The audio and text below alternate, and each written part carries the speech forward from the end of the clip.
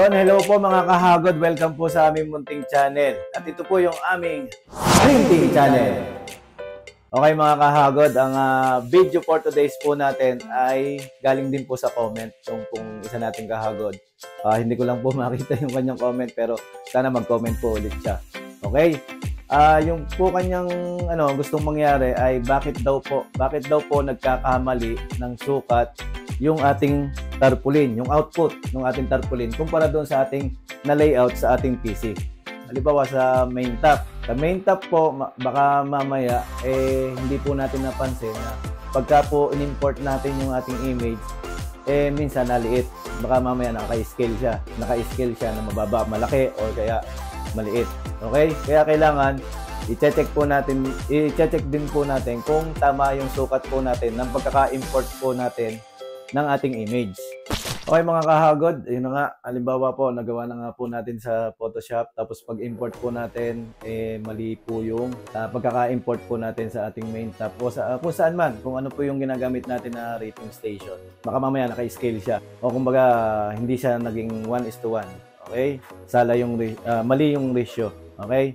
At yun na nga, paliwanag ko rin kung bakit po nagkakamali naman ng sukat pagkadating naman po dito sa ating machine. Okay? Paliwanag ko po, kuha tayo ng ating whiteboard. Okay?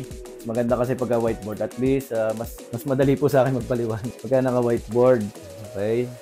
Kahit pangit mag-drawing. Okay? Ang pangit mag-drawing. Okay, halimbawa po na meron tayong nagawang image na ipiprint po natin na dito po sa taas para malaki yung ating drawing. Okay? Halimbawa lang po ay ang sukat po nito, halimbawa, yung ating pong ipiprint ay 4 feet. Tapos, 3 feet. Yan, 3 feet. Halimbawa po, 3 feet, saka 4 feet po yan. Yan po yung halimbawa na ating ipiprint.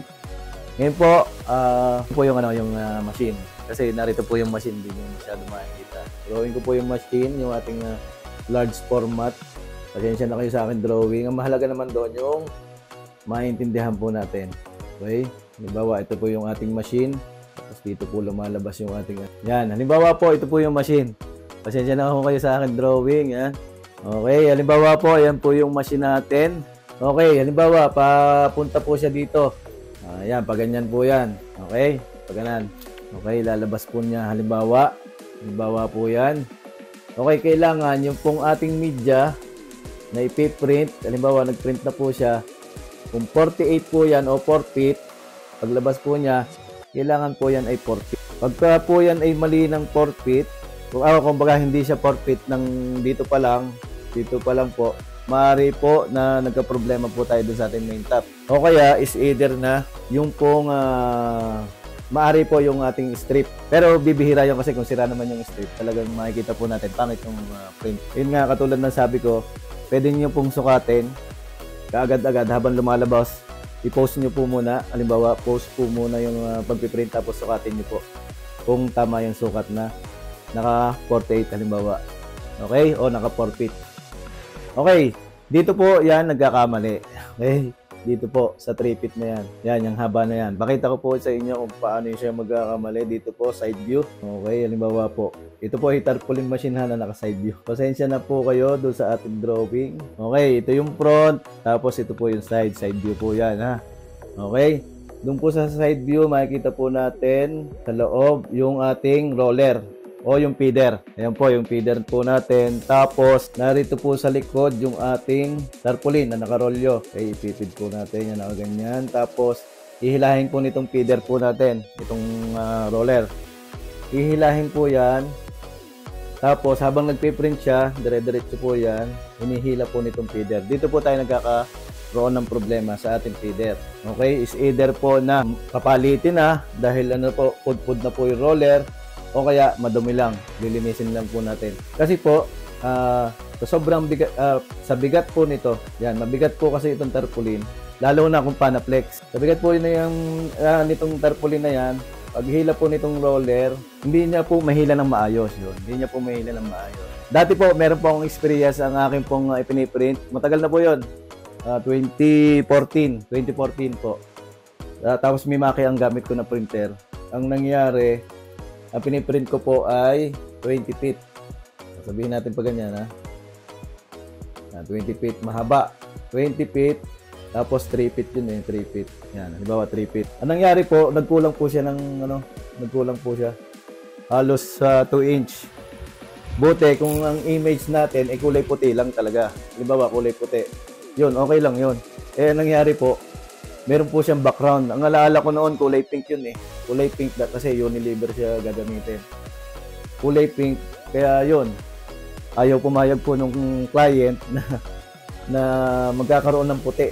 Kasi pagka inilagay po doon sa pinaka-frame, sukat na 20 feet. Kaya ang ginawa ko po, ito po, sinalang ko po ulit sa printer para madugtungan ng kulay pink. Okay? Pero nagka-okay naman, nagamit din naman. Okay, ayun yung ibig sabihin. Kasi sa sobra pong bigat, sa bigat po nito, hindi niya po mahila ng maayos ng ating feeder. Okay? Kailangan po natin linisin o kaya obserbahan po natin kung papalitin na po yung ating roller. Okay? Kasi iba po yung sistema ng ano po nito. Kung paano po siya nagtipid. Kasi kumpara po dito sa mga printer na ganito, ayan po makikita po. Yung po mga desktop printer, nakataas po yung pinaka-media niya o yung papel, nakataas. Siyempre yung bigat niya, pababa. Okay? Hindi katulad po nito na hinihila. Okay? Ayan mga kahagod, sana nasagot ko po yung katanungan pagka po nagkakamali po tayo sa sukat dito po sa ating large format printer. Siguro pakita ko po yung iba po na technique para naman po hindi tayo magkamali at saka paglilinis po ng ating large format printer. Okay, sige po. Okay mga kahagod, nandito po tayo sa aking PC. Dito po tayo nagpiprint ng tarpaulin. Dito rin po ako nagkakat kasi kumbaga pinagsama-sama na rin yung sa isang PC. Pero mas maganda, sa isang PC, yun lang yung pantarpaulin. Naka Windows 7, wala po akong OBS. Hindi ko po magawa ng paraan para magkaroon ng OBS. Okay, simulan na natin. Ito po yung ating ipiprint. 3x4 po ito.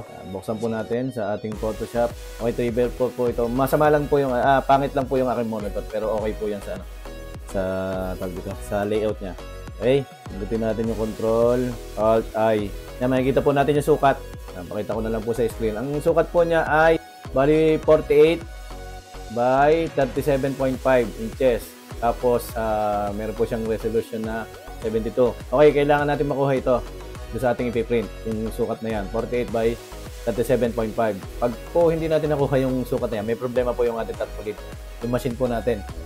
Okay, mamaya sasabihin ko po sa inyo kung anong problema yun. Pero kailangan natin makuha yan, 48 by 37.5. Before, print na po natin. Nakalagay na rin naman po yun sa Saan po natin yung ating main top.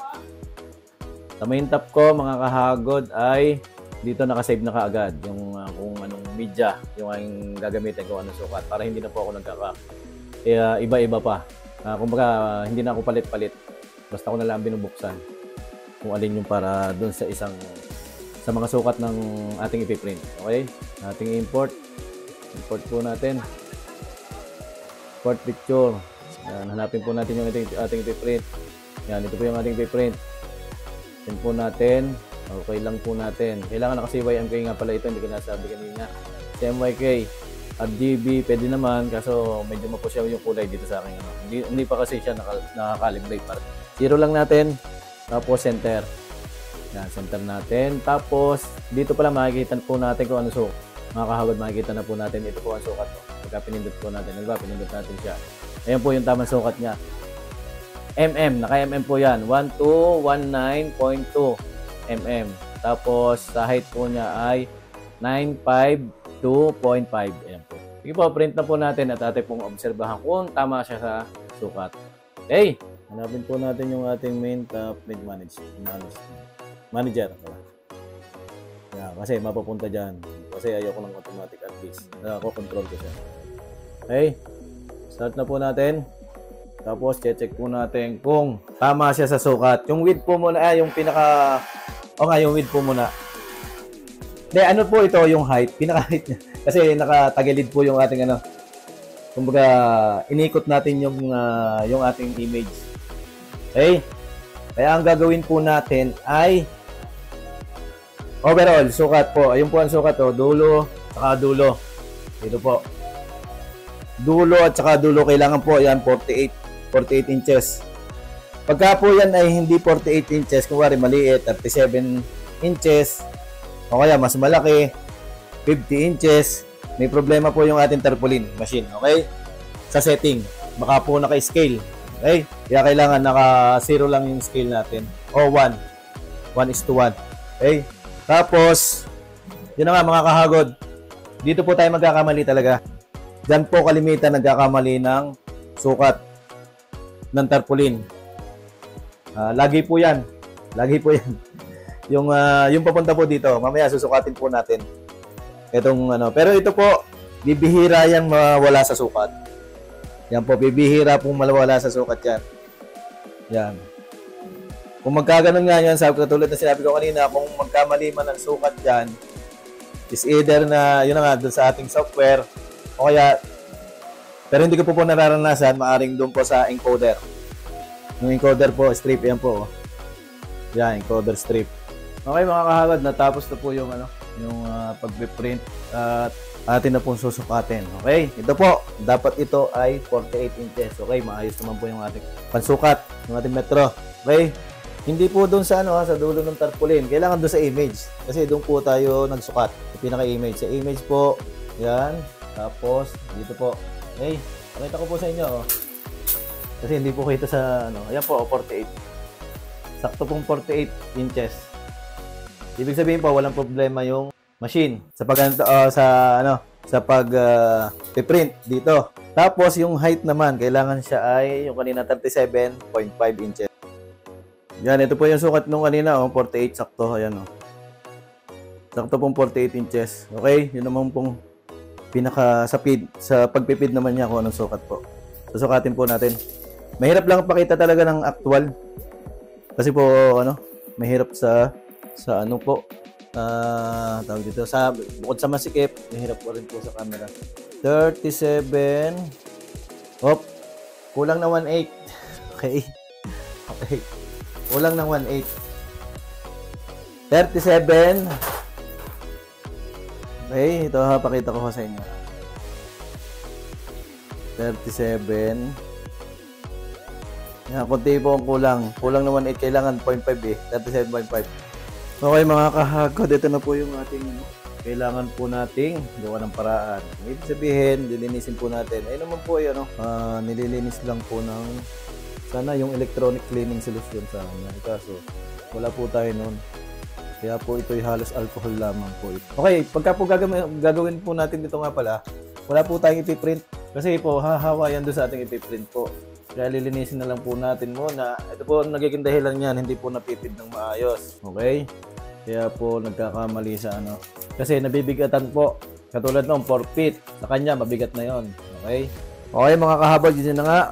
Ayan, kailangan po natin linisin. Okay, nalinis ko na rin po yung mga roller. At saka yung minsan, pagka po, yung napupudpud din po yan. Okay? Kaya kailangan po linisin. Tapos, katulad na sinabi ko, wag nyo po munang gagamitin pagkalinis. Kasi yung basa po na yan, yung alcohol na yan, pupunta po yan doon sa tarpaulin. Kahit pa po yan ay punasan natin, akala natin tuyo na. Pero yan minsan lalabas pa. Yung tawag dito, yung pong alcohol na ginamit nyo o yung chemical, kung ano mang chemical ang inyong ginamit. Okay? Huwag tayong gagamit ng tubig. At baka mamaya malagyan naman yung iba, magkalawang naman. Electronic solution sana, kaso wala tayo. Okay na. Okay, tapos punasan po natin. Ayan po yung dahilan. Yung pong nagtatanong, bakit daw po mali sa sukat?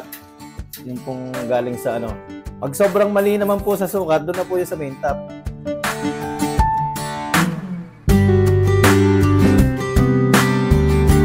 Okay, mga kahagod. Dito po yung aking bagong print ulit. Ang ating pong nalinisan. Na po natin. Exit po natin. Okay.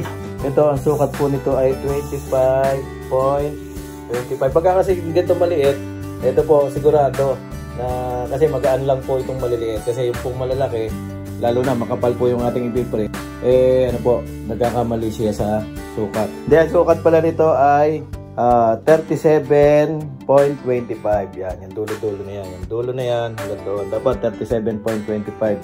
Ayan, sukatin natin, mga kahagod. 37. 37.25. Yun. Ayos. Tama, 37.25. Yan po.